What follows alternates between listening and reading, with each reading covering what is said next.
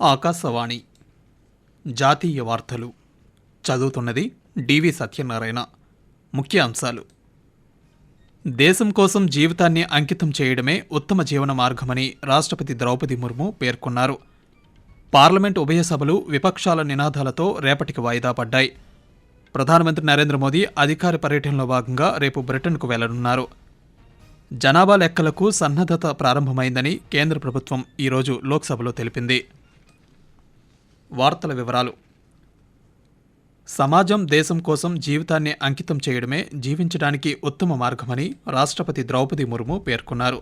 ఈరోజు న్యూఢిల్లీలోని రాష్ట్రపతి భవన్లో 2018-2021 సంవత్సరాలకు గాను 52వ రాష్ట్రపతి స్కౌట్స్ అండ్ గైడ్స్ అవార్డులను ద్రౌపది ముర్ము ప్రదానం చేశారు. ఈ కార్యక్రమంలో భారత స్కౌట్స్ అండ్ గైడ్స్కు చెందిన 16 మంది అవార్డులను, ప్రశంసాపత్రాలను అందుకున్నారు.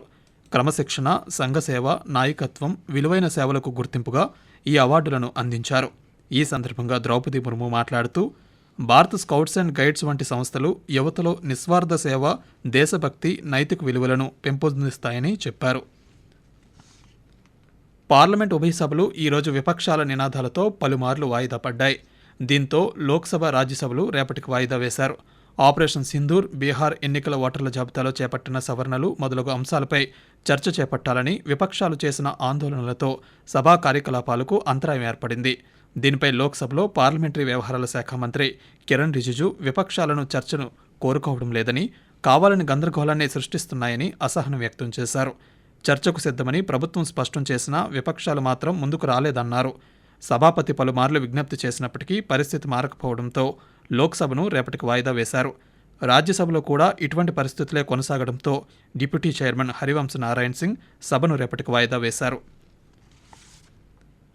ప్రధానమంత్రి నరేంద్ర మోదీ అధికార పర్యటనలో భాగంగా రేపు బ్రిటన్కు వెళ్లనున్నారు. 2 రోజుల పర్యటనలో భాగంగా భారత ప్రధానమంత్రి బ్రిటన్ ప్రధానమంత్రి కీర్ స్టార్మర్తో చర్చలు జరపనున్నారు. అనంతరం కింగ్ చార్లెస్ IIIతో సమావేశమవుతారు. భారత విదేశాంగ కార్యదర్శి విక్రమ్ మిశ్రీ ఈరోజు న్యూఢిల్లీలో ఆ వివరాలను వెల్లడిస్తూ, ఇరు దేశాలకు చెందిన వ్యాపార ప్రముఖులతో కూడా నరేంద్ర మోదీ సమావేశమవుతారని తెలిపారు. ఈ పర్యటన భారత్ బ్రిటన్ ద్వైపాక్షిక సంబంధాలను సమీక్షించడంతో పాటు మరింత బలోపేతం చేయడానికి అవకాశం కల్పిస్తుందన్నారు. ఇరు దేశాల ప్రధానమంత్రులు ప్రాంతీయ, ప్రపంచ ప్రాముఖ్యత కలిగిన అంశాలపై అభిప్రాయాలను పంచుకోనున్నారు. ఈ భాగస్వామ్యాన్ని మరింత ఉన్నత స్థాయికి తీసుకువెళ్లడానికి ఇరు పక్షాలు కట్టుబడి ఉన్నాయని విక్రమ్ మిశ్రీ వివరిస్తూ, This will be Prime Minister's 4th visit to the United Kingdom.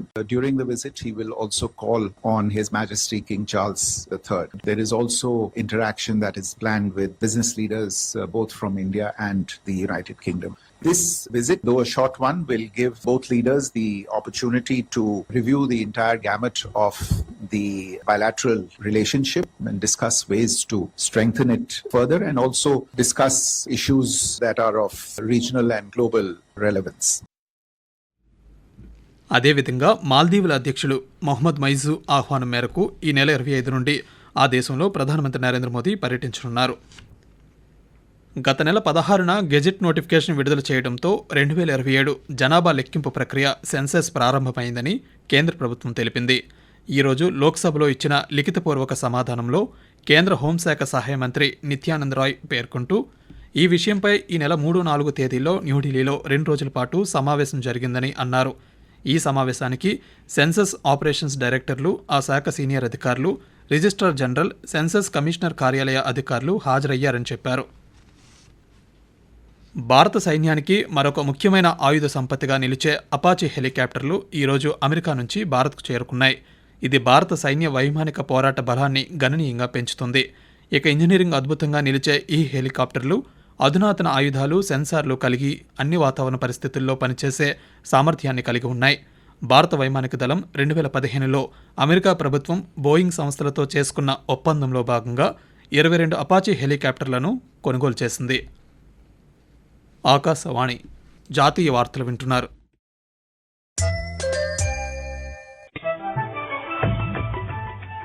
నిరంతర వార్తా విశేషాల కోసం ఆకాశవాణి సామాజిక మాధ్యమ వేదికలైన news on air YouTube channel ను, newsonair.gov.in వెబ్సైట్ ను, ట్విట్టర్ లో ఆల్ ఇండియా రేడియో న్యూస్ ను వీక్షించండి.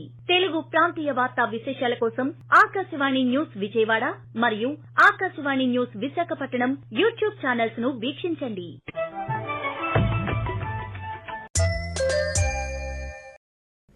ఇటీవల ఉపరాష్ట్రపతి పదవికి రాజీనామా చేసిన జగదీప్ ధన్కర్కు మంచి ఆరోగ్యం కలగాలని ప్రధానమంత్రి నరేంద్ర మోదీ ఆకాంక్షించారు. భారతదేశ ఉపరాష్ట్రపతితో సహా వివిధ హోదాల్లో దేశానికి జగదీప్ ధన్కర్ సేవ చేశారని సామాజిక మాధ్యమం ఎక్స్ వేదికగా ఆయన కొనియాడారు. వేవ్స్ ప్లాట్ఫామ్ కంటెంట్ను వినియోగదారులకు మాత్రమే కాకుండా సంస్థలకు, ప్రవాస సంఘాలకు చేరువ చేయడంలో సహాయపడుతుందని ప్రసార భారతి సీఈఓ గౌరవ్ ద్వివేది అన్నారు. ఈరోజు కంబోడియాలో జరిగిన 20వ ఆసియా మీడియా సమ్మిట్లో వేవ్స్ ఓటీటీ ప్లాట్ఫామ్పై ఆయన ప్రత్యేక ప్రసంగం చేశారు. ఈ సందర్భంగా మాట్లాడుతూ వేవ్స్ ఓటీటీ గ్రామీణ ప్రాంతాల ప్రజల గొంతుకులను ప్రపంచ ప్రేక్షకులకు వినిపించడానికి, సాంప్రదాయ కథనాలను సమకాలీన రూపాల్లోకి తీసుకురావడానికి రూపొందించబడిందని చెప్పారు. భారతీయ వారసత్వం ఆధునిక రూపాలను పొందుతుందని గౌరవ్ ద్వివేది పేర్కొంటూ Media content creation through AI-powered tools and the digital newsroom masterclass, I believe, will equip our teams with the latest skills in digital journalism, data storytelling, and ethical reporting. As the media landscape evolves, the principle of universal access remains at the heart of public service broadcasting. In India, our DD Freedish platform has brought free, high-quality television content. ప్రధానమంత్రి Rashtriya ball పురస్కార్ దరఖాస్తుల సమర్పణకు August 15వ తేదీ వరకు గడువును పొడిగించారు. దరఖాస్తుల స్వీకరణ ప్రక్రియ April 1న జాతీయ అవార్డుల పోర్టల్లో ప్రారంభమైంది.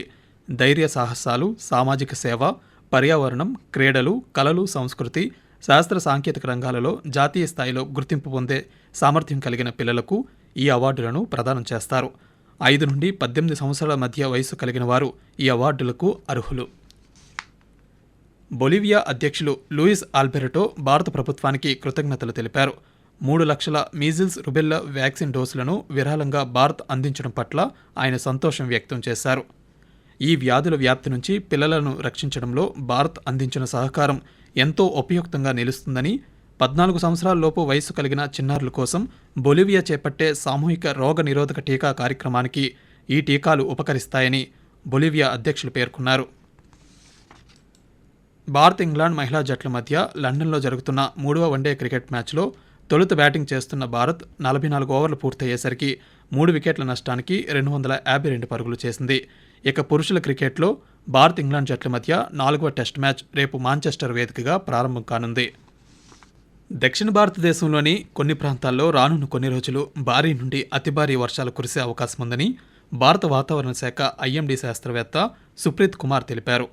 కేరళ, కర్ణాటక, కోస్తాంధ్ర, తెలంగాణ, కొంకన్, గోవా, మధ్య మహారాష్ట్ర, మధ్యప్రదేశ్, విదర్భ, ఛత్తీస్గఢ్లలో రానున్న వారం రోజుల్లో భారీ నుండి అతి భారీ వర్షాలు కురిసే అవకాశం ఉందని ఆయన వెల్లడిస్తూ The orange warning for very heavy rainfall along with thunderstorm activity is given for Jammu region, Assam and Meghalaya, Chhattisgarh, Telangana, Madhya Maharashtra and also for Konkan and Goa. Apart from that, yellow warning is also issued for thunderstorm and heavy rainfall activity over Uttarakhand, Nagaland, Manipur, Mizoram, Tripura, Odisha, Madhya Pradesh, Vidarbha, Coastal Andhra Pradesh, and for heavy rainfall activity over East Rajasthan, Punjab, Haryana, Arunachal Pradesh, Karnataka, Kerala, and the strong surface wind continues over southern peninsula region including our island regions. జాతీయ వార్తలు ముగించే ముందు ముఖ్యాంశాలు మరోసారి. దేశం కోసం జీవితాన్ని అంకితం చేయడమే ఉత్తమ జీవన మార్గమని రాష్ట్రపతి ద్రౌపది ముర్ము పేర్కొన్నారు. పార్లమెంట్ ఉభయ సభలు విపక్షాల నినాదాలతో రేపటికి వాయిదా పడ్డాయి. ప్రధానమంత్రి నరేంద్ర మోదీ అధికార పర్యటనలో భాగంగా రేపు బ్రిటన్కు వెళ్లనున్నారు.